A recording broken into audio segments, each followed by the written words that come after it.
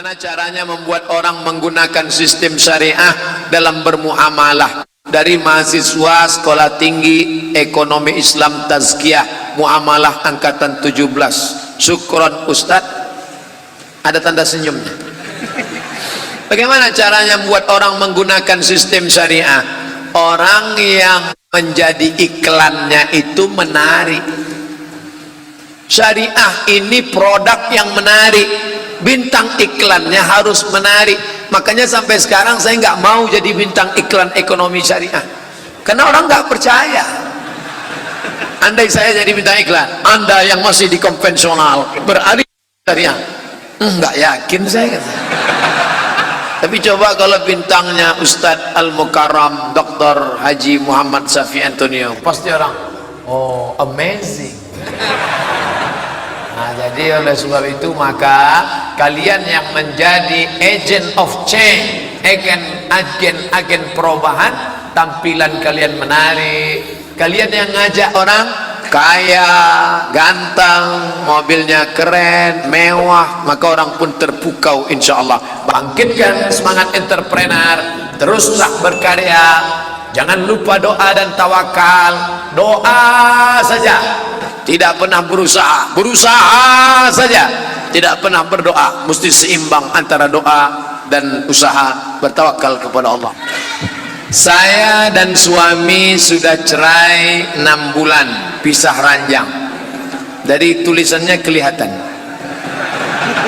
Tapi masih tinggal satu rumah, anak-anak.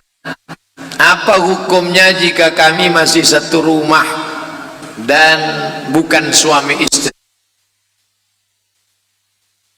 Kalau melihat berarti melihat dosa. Kalau sampai sentuhan dosa.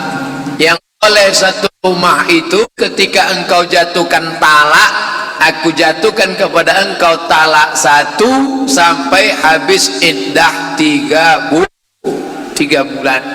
Misalnya engkau marah betul, itu pun tidak boleh langsung talak. 5 langkah. Tuhunna, beri nasihat. Adinda, dulu kita memang tidak islami, tapi sejak dengar pengajian hari ini kita mau hijrah. Kamu pakai jilbab ya, kamu mau ceramahi aku, jangan ceramahi saya. Wahjuruhunna fil madaji', pisah tempat tidur, karena kamu tidak juga mau berubah. Kalau gitu kita pisah tempat tidur 1 bulan. Memang itulah yang kutunggu-tunggu. Wadribuhun, tempeleng, pukul. Tapi ini tidak bisa dilakukan sekarang, nanti kena KDRT, kekerasan dalam rumah tangga. 4, fab'atsu hakaman min ahlihi wa hakaman min ahliha. Utus keluarga laki-laki dan keluarga perempuan, namanya mediasi. Yurida islahan yuwaffiqillahu bainahuma. Kalau ada niat baik, mereka akan bersatu. Tapi kalau tidak, langkah kelima talak. Abghadul halal ilallah at-talak. Andai kau jatuhkan talak 1, tetap boleh serumah 3 bulan sebelum habis iddah. Setelah habis iddah, maka dia tidak lagi mahram bagimu. Ini sudah 6 bulan, sudah expire. Mudah-mudahan Pak Ustadz selalu dalam lindungan Allah, amin. Apa hukumnya akhwat sudah hijrah, pakai hijab, tapi masih suka selfie, diupload ke medsos dengan gaya alay?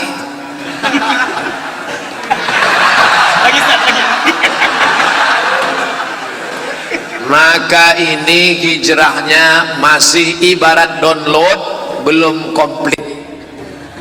Seorang perempuan tidak pakai hijab, tidak pakai jilbab, kutek kuku panjang, dengar ceramah pengajian Buya Hamka. Buya sedang ceramah, selesai ceramah dia datang, Buya, saya belum pakai jilbab, ini kutek saya masih panjang, kuku panjang kutek. Apa kata Buya Hamka? Anakku, kalau imanmu menebal, kutekmu menipis. Anakku, engkau sudah hijrah tapi masih setengah hati. Namanya hijrah pasrah tapi tak rela.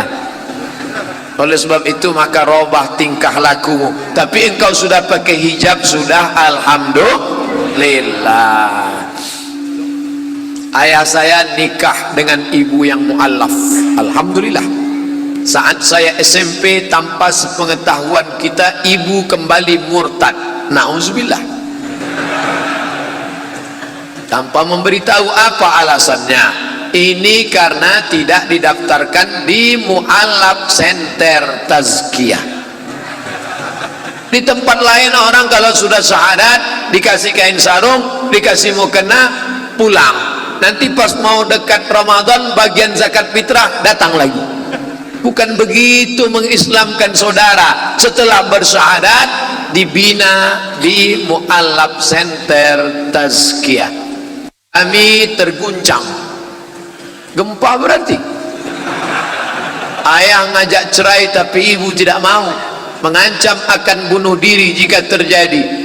Kalau dia murtad nggak perlu minta cerai, karena automatically, yang namanya orang murtad automatically, tahu automatically, matic, nggak pakai gigi lagi.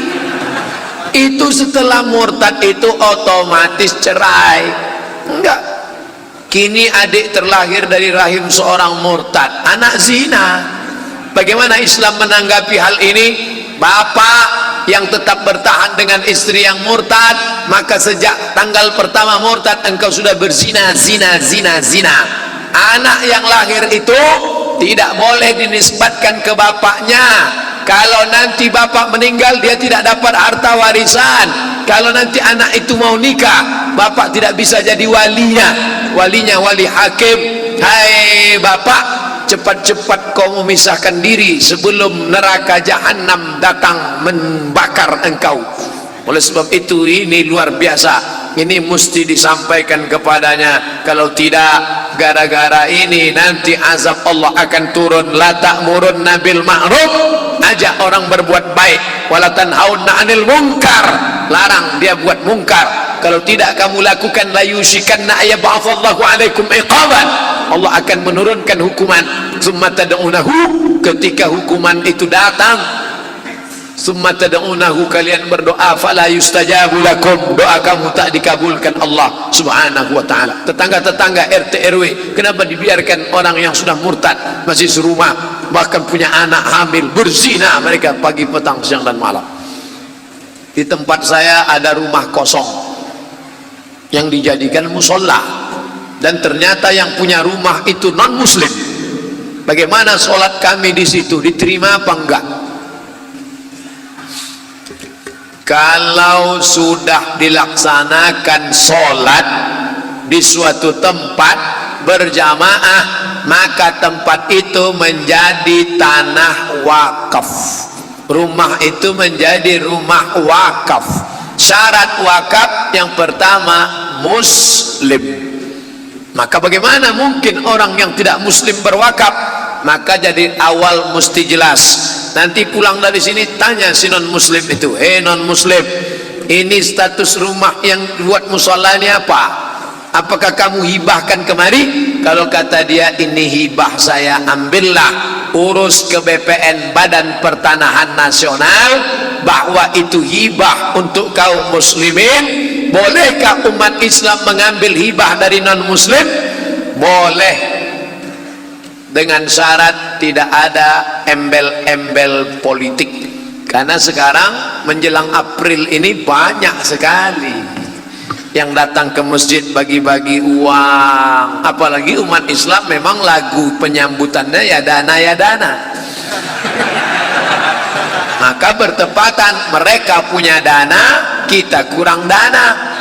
Apa kata pepatah Melayu? Kalau tidak ada berada, takkan tempua bersarang rendah. Ada burung namanya burung tempua, sarangnya di atas pohon kelapa. Ketika musim padi menguning, dia turun ke bawah. Ketika padi sudah dituai, dia naik ke atas. Biasanya burung ini akan menguning padi dan dia akan buat sarang. Biasanya 5 tahun sekali, menjelang pilkada, pileg, pilpres. Oleh sebab itu maka hati-hati, kejahatan terjadi bukan hanya karena ada niat dari pelakunya, tapi juga karena ada kesempatan. Waspadalah. Tapi kalau murni tidak ada embel-embel politik, saya memang kaya raya, bingung saya uang mau dikemanakan, ini tanah saya hibahkan, ambillah, urus ke BPN, boleh. Pergi nanti ke Medan, saudara-saudaraku pergi ke Medan, di sana ada masjid namanya Masjid Chong Api. Pernah dengar masjid Chong Api?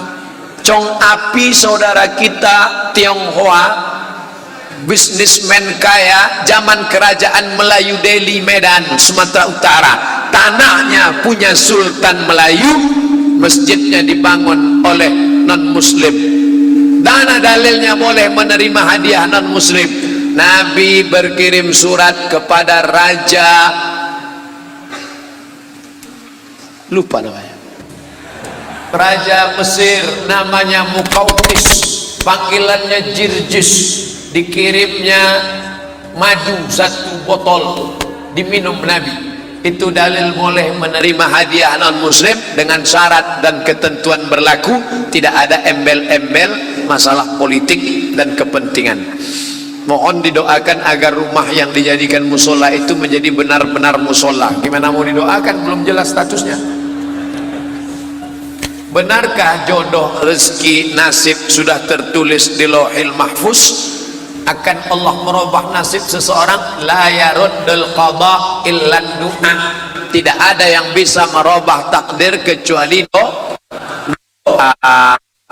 Takdir itu 2, saudaraku, ada pilihan, ada yang tidak pilihan. Abdul Somad menjadi orang Melayu, Ustadz Dr. Muhammad Safi Antonio menjadi keluar rahim dari seorang Tionghoa, saudaraku keluar dari rahim orang Sunda. Itu kita request milih atau Allah yang milih? Allah milih, karena tidak pernah malaikat datang bawa kertas multiple choice. Somad, kau mau jadi apa? A. Arab, B. Batak, C. Cina. Tak ada. Kita tidak bisa memilih. Maka tidak boleh kita ejek orang karena sukunya. Kebetulan saya masuk ke dalam perut orang Melayu, saya pun jadi orang Melayu. Kau nak kemana? Nak ke sana. Masuk ke dalam perut orang Jawa, pripun kapari apik wis perang-perang di norota kok kene. Nah, ini semua adalah pilihan Allah. Tapi ada yang sifatnya pilihan saya, antara minum di gelas atau minum di botol. Itu serah saya. Terserah saya. Allah pinjamkan saya telinga, Allah beri saya mata, Allah beri saya kudrat, Allah beri saya iradat. Ustaz minum yang mana? Saya minum yang gelas. Kenapa Ustaz nggak minum botol? Mubazir, kalau sisa nanti pulangkan sayang. Jadi yang botol saya bawa. Ini namanya pilihan. Nah, begitu. Ini dari mana ini Ustaz dalil mengatakan takdir ada pilihan? Ini lembah. Ada wabah penyakit pohon, namanya penyakit pohon, bahasa kitanya pes. Umar bin Khattab panglima perang, kata Umar bin Khattab, di sini ada wabah pohon, kita pindah ke sana. Sahabat yang lain tidak mau. Ini takdir Allah, harus kita terima. Apa kata Umar? Kita pindah dari takdir yang tidak baik kepada takdir yang baik. Oleh sebab itu jangan katakan, ini banyak sekarang mengkambing hitamkan Allah, mengkambing hitamkan takdir. Mahasiswi dengan penuh kesadaran pacaran, buat dosa, habis itu hamil, pulang ke kampung, orang tua marah, kenapa kamu hamil gak nikah? Ini sudah takdir Allah, Pak.